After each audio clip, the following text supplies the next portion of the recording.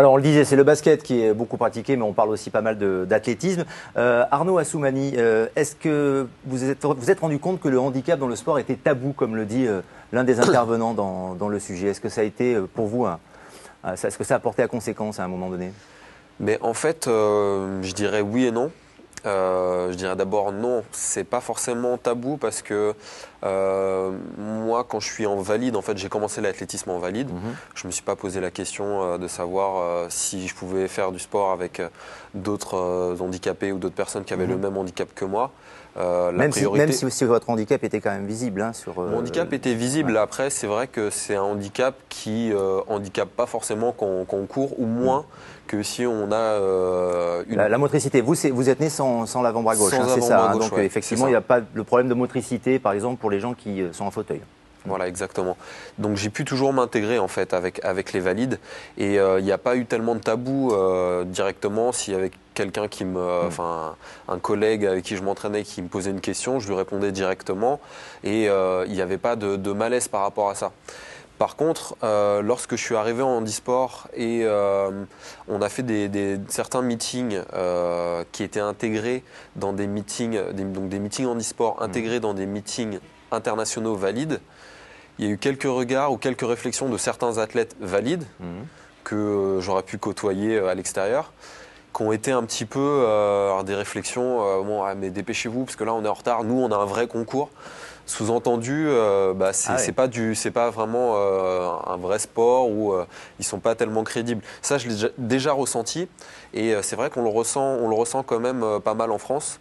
D'où aussi cet objectif pour moi de vouloir être avec les valides et de montrer que c'est pas parce qu'on a un handicap qu'on peut pas réussir, quoi. Et c'est vraiment au contraire, ça peut être un moteur formidable. Ouais, je le rappelle, 3e du dernier championnat de France indoor valide pour vous, Arnaud, c'est formidable. Je vous pose la question, en fait, finalement, de la thématique de l'émission. Est-ce que pour vous, le sport, handicap ou pas d'ailleurs, parce que vous êtes aussi étudiant, vous avez une brillante carrière qui vous attend aussi en dehors du sport, mais est-ce que pour vous, le sport est un moyen d'intégration, finalement? Et de quelle manière vous vous êtes intégré, si tant est que vous en ayez eu besoin un jour? Mais moi, je me suis jamais vraiment posé cette question d'intégration depuis tout petit, que ce soit avec des personnes qui ont un handicap, des personnes qui n'ont pas de handicap, des personnes qui viennent d'un milieu différent ou qui ont une couleur de peau qui sont blancs, noirs. J'ai jamais eu de souci d'intégration et pour moi, cette question s'est jamais réellement posée. Par contre, je pense que le sport est vraiment un vecteur formidable d'intégration parce que c'est peut-être le moyen le plus simple et les valeurs les plus pures, on va dire, qui vont favoriser justement cette intégration de jeunes avec d'autres jeunes. Donc il y a moins ces préjugés et directement il n'y a pas de communauté, on va dire, entre guillemets, qui se forme, ou de clans qui se forment. Tout le monde est en même temps se mélange, et c'est vrai que les sports d'équipe à ce niveau-là, c'est peut-être encore meilleur que l'athlétisme, parce que l'athlétisme c'est quand même assez individuel, même si on s'entraîne toujours en équipe. Ouais, c'est vrai. D'où l'exemple de l'équipe de basket dont on a vu le sujet dans quelques instants. Qu'en pensent les étudiants sur les campus, dans les écoles? Le sport, finalement, est-ce que c'est un bon moyen d'intégration pour le handicap notamment? Voici la réponse. Le sport, c'est quelque chose qui doit être universel, qui doit pas seulement être réservé aux valides. Les personnes handicapées qui font des exploits comme ça sportifs donnent beaucoup d'espoir aux autres handicapés. C'est vraiment des gens qui font partie de la société et on doit les considérer comme tels. Le sport peut leur donner un nouveau souffle. Aujourd'hui, je pense que le sport, effectivement, est un bon moyen de s'insérer dans la société. Ouais. C'est un modèle à suivre, justement. On se dit que le sport, c'est pas fait uniquement pour les personnes valides. On parlait de tabou tout à l'heure. Finalement, Arnaud n'a pas apparemment partagé, et tant mieux pour lui, n'a pas vécu ou subi le tabou, même s'il y a eu quelques critiques pestilentielles de certains sportifs valides à un moment. Mais est-ce que c'est encore tabou sur les campus ou dans les écoles quand on veut pratiquer le sport? Pour les personnes Est-ce que le regard, pour les personnes handicapées, bien évidemment, ouais. Est-ce qu'on a encore du mal, quand on a déjà peut-être des difficultés dans la société ou dans la vie de tous les jours, de se dire, tiens, je prendrais bien la direction d'une salle de sport, parce que moi aussi, j'ai envie d'en faire?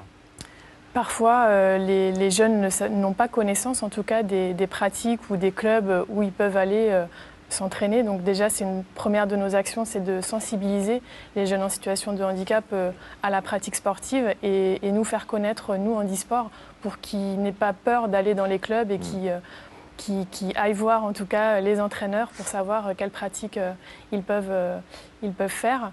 Et puis il y a aussi la sensibilisation des jeunes valides au handicap, c'est-à-dire que c'est aussi une de nos actions en handisport, sensibiliser les jeunes. De quelle manière? C'est des campagnes publicitaires ou des messages? Voilà, on avait les rencontres EDF handisport qui se sont déroulées au mois de septembre sur le parvis de l'Hôtel de Ville, c'est-à-dire qu'on met en place un terrain de basket, un terrain de tennis avec des fauteuils, et puis les jeunes, les moins jeunes s'assoient dans les fauteuils, essaient la pratique et se rendent compte que c'est compliqué, manipulation du fauteuil, manipulation du ballon. Bien sûr. Il y a des problématiques qui sont peut-être encore plus compliquées que pour les personnes valides, où la locomotion, parfois quand on est en fauteuil, les bras servent pour la locomotion et pour le ballon, donc c'est parfois compliqué. Combien y a-t-il de licenciés à la Fédération handisport, ou finalement combien y a-t-il de jeunes étudiants ou lycéens qui pratiquent le sport et qui sont handicapés?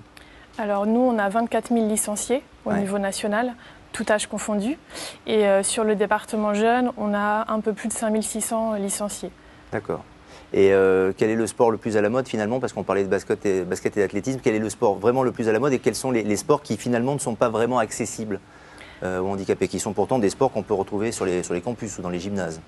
Les sports les plus à la mode, le basket, l'athlétisme, la natation. Voilà, dans notre top 3 des licenciés.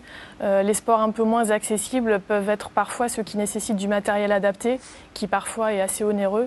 Un fauteuil de basket peut coûter cher. Quand on veut rentrer dans la pratique, ça peut être un frein. Donc en général, il y a assez de licenciés pour se prêter, faire des prêts de fauteuil, des conventions avec les clubs. Mais sur des sports un petit peu moins connus, des sports de nature, parfois c'est plus compliqué. Pour une question matérielle essentiellement. Je vais vous laisser le mot de la fin à Arnaud Assoumani. Est-ce que finalement, quand on est sportif de haut niveau, qu'on a un handicap, quel qu'il soit, et qu'on fait des études, est-ce que la force mentale qu'il faut avoir dans les 3 catégories, si je puis dire, n'est pas décuplée pour réussir le sport, pour réussir les études, pour réussir sa vie finalement? Je ne sais pas si c'est décuplé, mais je pense que naître avec un handicap ou avoir un accident et être en situation de handicap en France, même dans d'autres pays, je pense que ça forge un mental. On doit se battre, on doit subir aussi les critiques.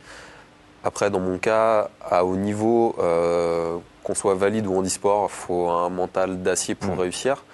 Je pense que ce mental-là, je le dois aussi à mon expérience de vie. Et pour les études, ça me sert énormément. Je prends pas mal de recul par rapport à ça. Et c'est vrai que par exemple, des examens, on les aborde beaucoup plus sereinement. Sans stress quand on fait du sport. Le stress de la compète, on a l'habitude de préparer des événements importants. Eh bien, j'espère que cette émission, ces propos ont contribué quelque part à faire peut-être un peu avancer les choses, à son petit niveau en tout cas. En tout cas, on a passé un très très bon moment. On a appris beaucoup de choses en votre compagnie, Sandra Mauduit et Arnaud Assoumani. Merci infiniment. Merci. Et on se retrouve très très vite dans Sport U Le Mag, sur ma chaîne étudiante et bien évidemment sur votre site internet préféré, mcetv.fr. À très vite.